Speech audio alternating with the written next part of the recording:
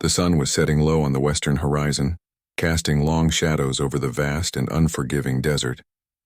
Clint Matthews, a rugged cowboy, rode alone across the endless stretch of dry land. His hat was worn, his boots dusty, and his face was weathered by years of hard travel and the harshness of life on the frontier.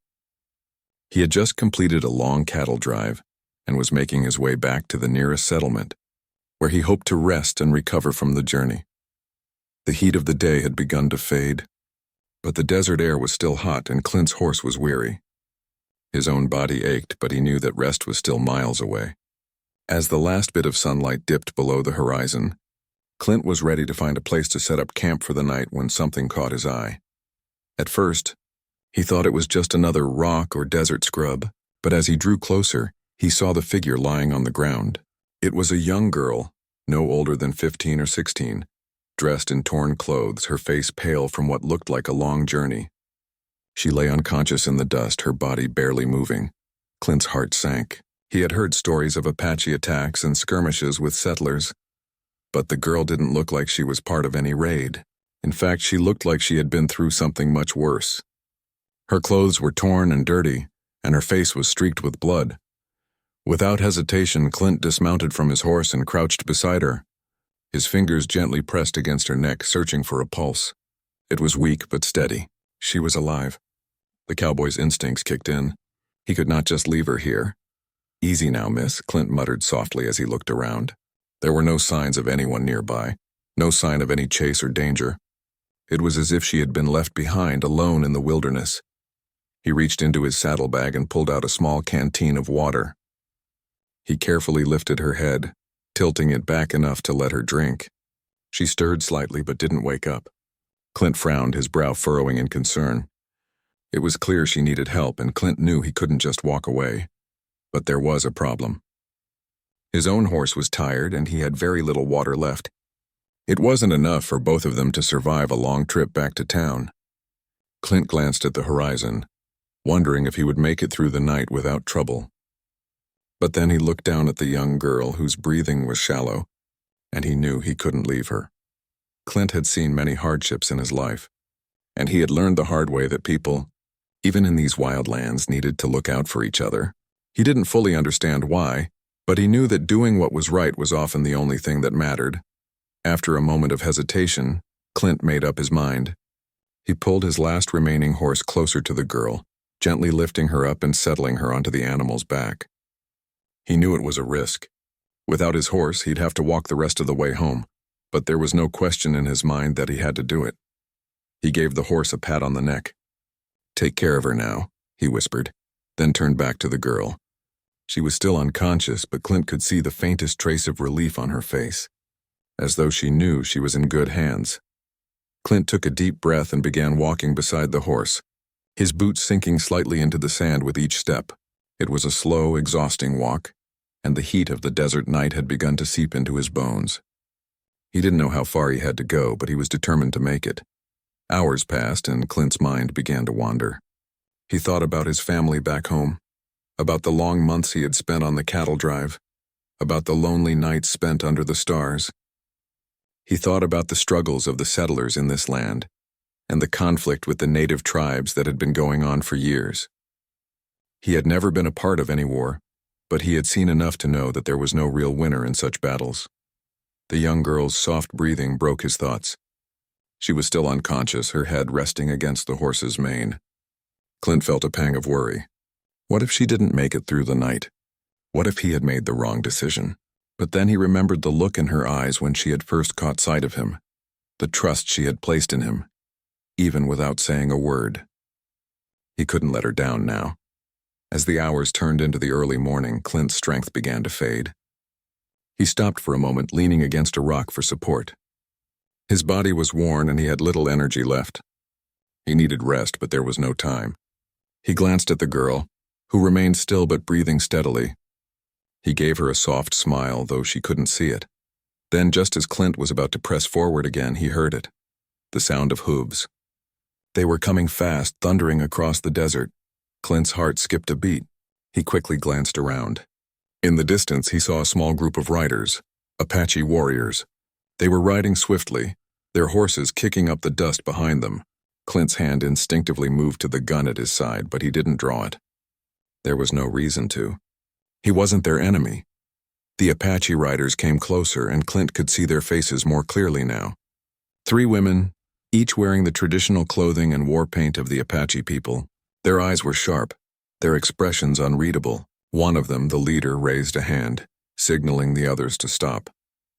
The horses slowed to a trot and the dust settled. "Who are you?" the woman at the front asked, her voice steady and strong. Clint straightened up, his hand still resting on his horse's reins. "I'm Clint Matthews. I found this girl in the desert. She was hurt, and I gave her my last horse to get her to safety." The leader of the group studied him for a moment, her eyes narrowing. She was tall, with long black hair that hung in a braid down her back. Her face was fierce, but there was something in her gaze, something that told Clint she was more than just a warrior. "We are her family," she said, her voice softer now, "and we thank you for what you have done." Clint nodded, his exhaustion forgotten for a moment. She didn't deserve to be left out there like that. No one should be left to die alone. The woman's eyes softened, and for the first time Clint saw a flicker of gratitude in her expression. "You have done more than most men would," she said. "Now we must return her to our people. You will come with us." Clint's eyes widened. He didn't know what to expect. These Apache warriors could have been enemies, but now they were offering him something he hadn't anticipated, something that would change the course of his journey. "I'll go with you," Clint said, his voice steady though his mind raced with uncertainty. And so, at sunrise, as the desert began to warm again, Clint Matthews, the lone cowboy who had given his last horse to a wounded Apache girl, found himself surrounded by the people who would forever change his life. The bond he had unknowingly created with the Apache would lead him down a path he never could have imagined. A path where mercy, honor, and survival would come together in ways that could not yet be seen. The sun had barely risen when Clint Matthews found himself surrounded by the Apache women, their horses calmly grazing in the soft desert sand. The desert air, still cool from the night, had begun to warm rapidly, and Clint could feel the weight of the moment settling in. The girl he had saved, the one he had given his last horse to, lay unconscious on a pack horse nearby. The 3 Apache women who had appeared from nowhere in the dark of the night were now watching him with sharp, unwavering eyes. The woman who spoke first, the leader of the group, was tall and strong, with long black hair that swayed like a dark river when the wind blew. Her skin was sun-kissed and her features were sharp. She was striking with an air of command that Clint immediately respected. She had introduced herself as Red Feather, one of the most respected leaders in her tribe. She was joined by 2 younger women, Running Wolf, with a confident but soft gaze, and Stormcloud, who had the quiet intensity of someone used to listening more than speaking. Clint had never known much about the Apache beyond the tales of fierce warriors and the endless battles between settlers and natives.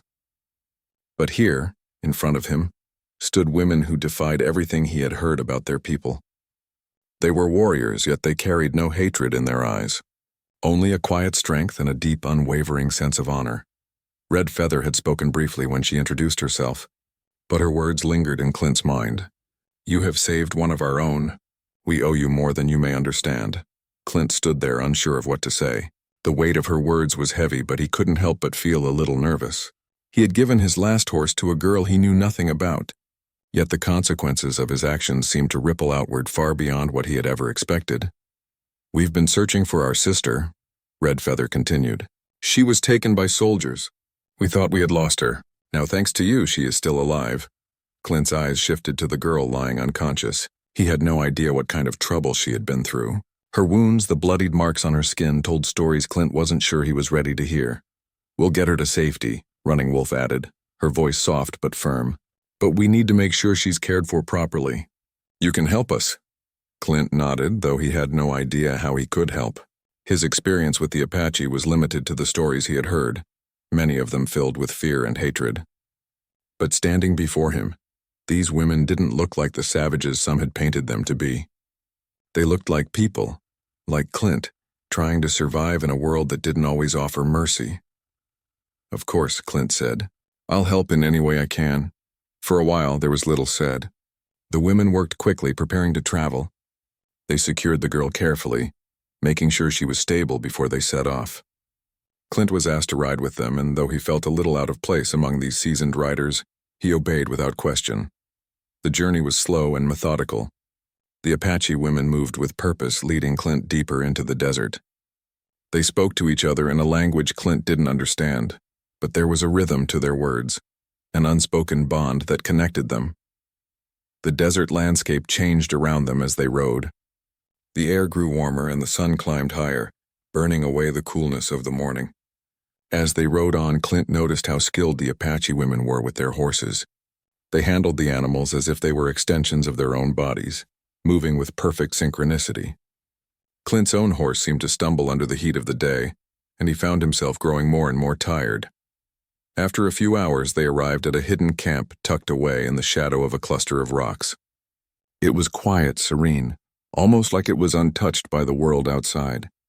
The air was cooler here, and Clint could hear the soft rustling of the wind through the trees. There was a feeling of safety here, a feeling of peace that Clint had not expected to find. As the women began to set up camp, Clint looked around. This was not the wild frontier he had grown accustomed to. This was something different, a place where people had lived for generations, where survival was a part of the land, not something that had to be fought for every day. Red Feather turned to Clint as she helped settle the girl onto a blanket beneath the shade of a nearby tree. "You did more than we could have hoped for," she said. "Our tribe does not forget kindness." Clint looked at her, wondering what she meant by that. He had simply helped a girl in need, but Red Feather's words carried weight. There was an ancient tradition in her voice, a promise of something deeper than just repayment. "I didn't do much," Clint replied, scratching the back of his head. "I just did what anyone would do." Red Feather smiled faintly. "Most men would have kept riding, but you stayed, and for that you have our gratitude." Clint wasn't sure how to respond. He didn't feel like he deserved any special treatment. But before he could say anything else, Stormcloud approached. She looked at Clint for a moment, then spoke with quiet resolve. "We need to move. The soldiers who took our sister are still searching. They won't stop until they find her." Clint's heart sank. He had hoped that the girl was out of danger now that they had reached the camp. But it seemed that her troubles were far from over. "What can I do?" Clint asked. Stormcloud's eyes were intense, but there was no hostility in them, only a directness that Clint appreciated. "You can help us strike before they come. We'll need every hand we can get." Clint hesitated. He wasn't a warrior, and he didn't know much about fighting. But he knew enough to understand that the Apache women didn't ask for help lightly. They were offering him a chance to prove his worth, not as a soldier, but as a man who had made the right choice when it mattered most. "I'm with you," Clint said, his voice steady. "I'll do whatever I can." The decision was made. They would ride at dusk, taking the fight to the soldiers before they could organize another search. Clint had no idea what to expect. He wasn't a fighter, but he knew one thing for sure. He couldn't let these women face danger alone.